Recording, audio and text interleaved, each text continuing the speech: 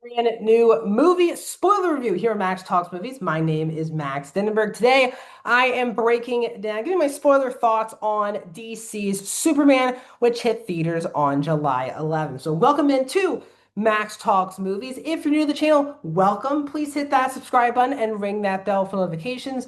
I do movie and TV show reviews, out of theater reactions, box office breakdown shows, and movie franchise rankings, which will include a full ranking of all the Superman movies tomorrow, so stay tuned for that. So if you like any one of those things, this is the channel for you. Grow. Let's keep growing this channel together by hitting that subscribe button. Comment down below. What are your thoughts on Superman? Did you like it? Did you not like it? How many times did you see it in the theaters? And go into full spoiler thoughts. What elements did you love about the movie?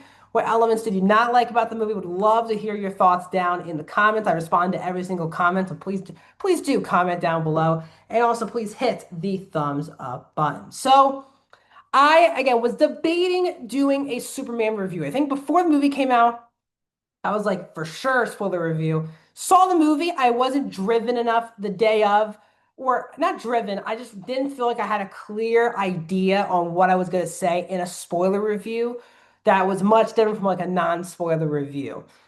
That's why I don't like filming spoiler reviews, regular reviews back to back.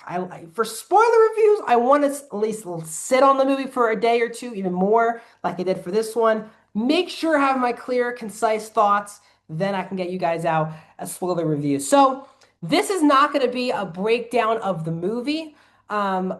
This is going to be a review. It's just going to be talking spoiler thoughts on spoiler plot points, elements, the ending of the movie, the post-credit scenes, all of that type of stuff. So let's get into it. So I still think that I really enjoyed this movie. Now, this is not a movie that I love.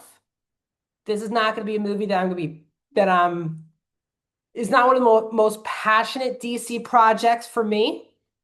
I'll talk about a better Superman movie, in my opinion, tomorrow that came out in the last decade, or I guess over a decade now.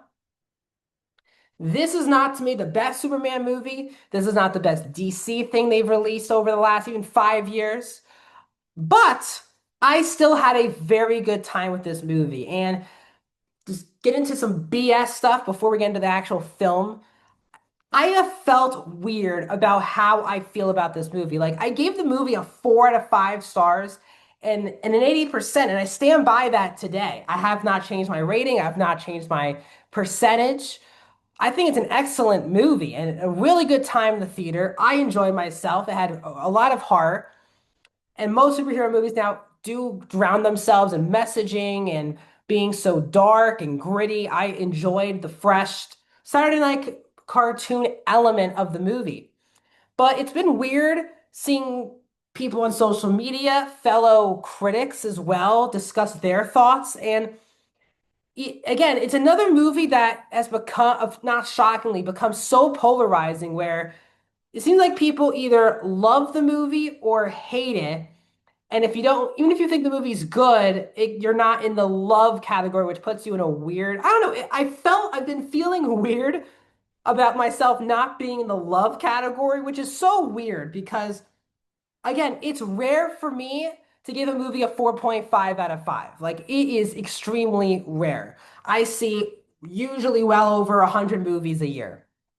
And I have, again, I think when people see 5, 10, even 20, 30 movies a year, you can have not as much of a high bar because you're picking and choosing normally movies you like. And if most of the time you're seeing movies that you love, and that's all cool. When you see 130, 150 movies like I have in some years, and I want to get to 200 is my dream, is my next step for a dream. I do think sometimes there's movies you can't get to that top tier. And this is another movie which I really enjoyed. Excellent movie. Currently in my top 10 for the year so far. But it's not a movie that I'm passionate about, all in for. This is my Superman. This is the best Superman movie of all time. I have all the faith in the world in James Gunn. That's not how like I'm coming out of this movie.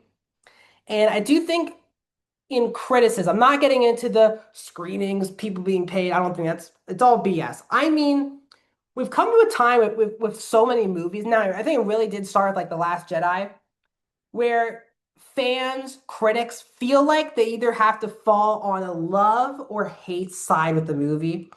And I do feel like, again, with my quick little rant on this, I do think that it really needs to change because there's so many movies that I enjoy, just don't love. And then there's times where I'm reflecting on, I'm like, should I feel like I need to be in the love? And if I don't feel as passionate about it, is it as good? That's really the thought I've been having with Superman because of people's reactions, which is like, I don't love the movie, but because I don't love the movie, does that mean I'm in like the think it's a bad movie or an okay movie? Like that has kind of been my weird thought process and the reason why it's taken me so long to film this review.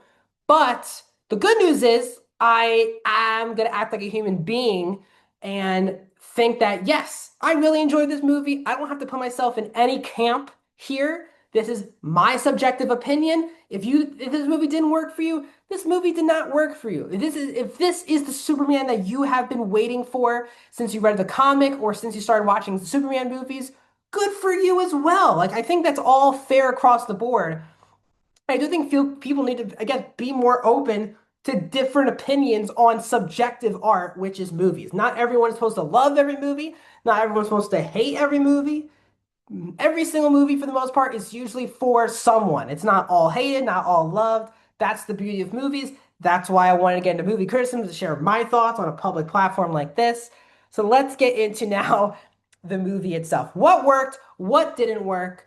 Um, so I'll start with the stuff that didn't work for me. I do want to end on a positive with this movie. Lex Luthor has never really been a character that I've understood why he's seen in such like top tier DC villain. Now again, Gene Hackman played the character in the Christopher Reeve era of Superman. Very iconic performance, very iconic character, I think, from the mainstream for that reason. As someone who's read comic books and also the movies, I just never understood why people think this is the top tier Superman villain.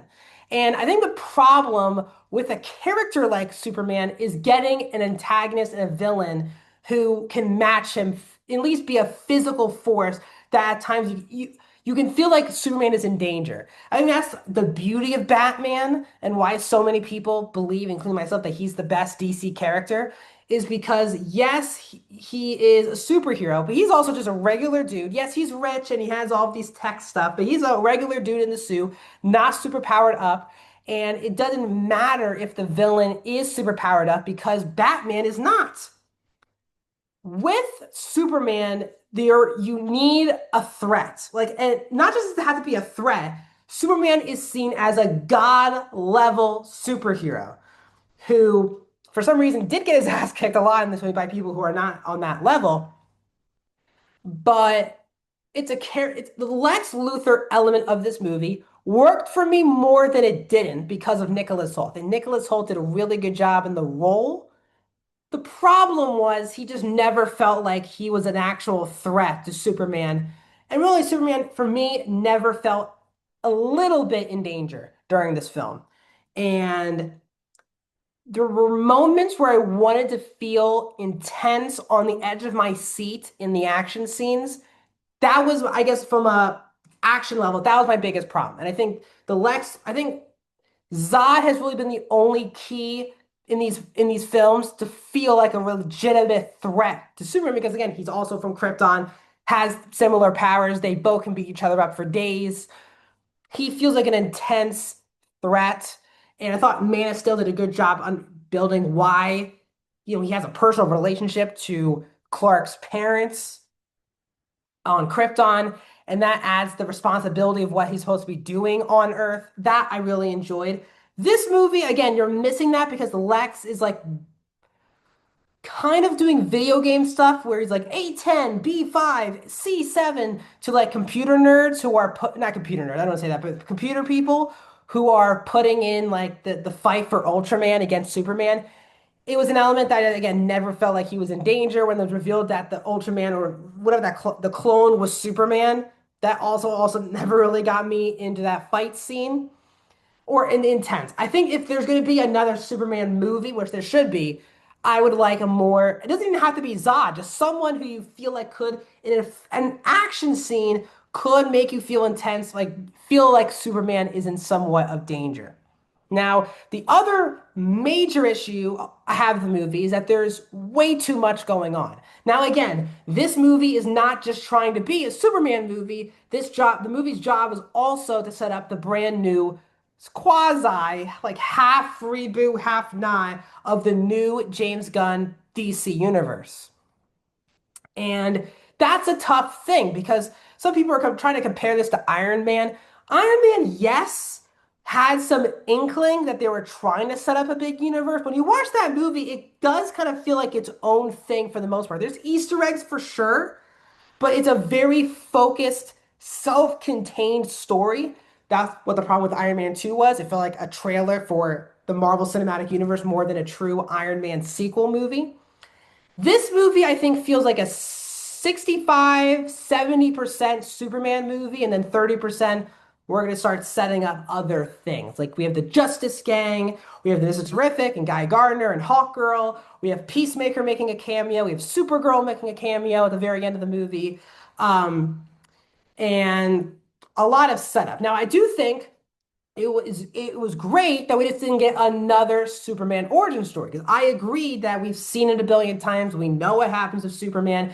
Even if you're not a comic reader, I think everyone, if you've seen a Superman movie, can remember just like how Bruce Wayne's parents died, you can remember what Superman's origin story is.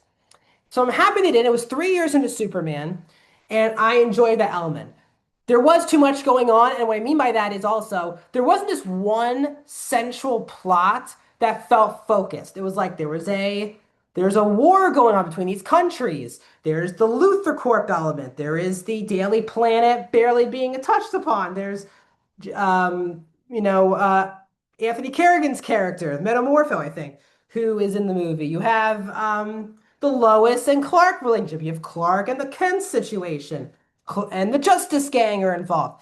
I did feel like it was an overcrowded movie. Not that the movie was a mess. It just felt like there was one or two plot lines that just didn't need to be in this movie. And I haven't really seen many people saying this. I will say this. I loved Lois Lane in this movie. I think Rachel Brosnahan was the best, most well-casted person in this movie. She feels like Lois Lane. She did a really good job. That character, while yes, is not a damsel in distress, which is good, she also just didn't feel that important to any of the major plot points in the movie. She's Her character that she's kind of off and on with Clark. She says she's not good relationship. She had a lot more to do in the first half of the movie. But once Superman starts to go like turn himself in, she really has nothing to do because again, Jimmy Olsen's really the one who has the source and is um figuring things out with Lex. We get like two, maybe three scenes with the Daily Planet crew, like one really scene with Perry White. And her whole thing in the second half of the movie that she cares about him. So she goes to get Superman out of prison. But again, she's doing nothing there than just being there. And then in the third act, she's flying a ship in the air. Jimmy Olsen submits the story, and that's all she does in the third act of the movie. I felt like her character could have been used a lot better in the second half of the movie. Good for them. She was not a damsel in distress. There was like, she wasn't captured by the villain. She wasn't in danger. Stuff like that you see in a billion other Superman movies. What I want more of is either her to be like adding to the Daily Planet stuff. I feel like the Daily Planet stuff was really just Jimmy Olsen and his relationship with Tessmacher than just Lois. And again, I think maybe Lois could have just more importance to what was going on in the second half of the movie. Now, the rest of the movie I had a really good time. I think David Cornstarr was really good. I thought Skylar Gisondo was a standout. I think Mr. Terrific was a standout of this movie. I liked all the members of the Justice Gang. I wish they give Isabella Merced, who I've talked about on this channel for a long time, especially with my Last of Us coverage. She's a great actress. Didn't really get to do much as Hawkgirl. Hopefully, Gunn uses her better moving forward. But Nathan Fillion was great as Guy Gardner. I love Mr. Terrific. It felt like a comic book movie in a good way, like very comic book driven, which I enjoyed. The pace of this movie was fast. That I also enjoyed. Um, and I thought when they touched on the emotional stuff towards the third act, what it means to be a human being, that's where I could see why some people thought it was special. I actually wish they banged that drum a couple more times. Like Superman gives like a big speech in the third act to Lex about what it's like to be a human being. Not, obviously he sees himself as a human being. That element felt like Superman. Like that was the moment I was like, this feels like a really great Superman movie. They don't really touch on that as much throughout the film. I think that could have been better, but I thought there were moments in the third act where Superman's giving speeches and the way he's talking to Lex feels like top tier-esque Superman stuff. I thought it was the best, again, uses of Jimmy Olsen. I thought Nicholas Holt's performance was really good. You bought him as this very maniac, billionaire overlord who thinks he's untouchable. Good stuff from Nicholas Hoult. I'm not like a Lex Luthor is one of my favorite villains of all time type person. I think there's better Superman villains.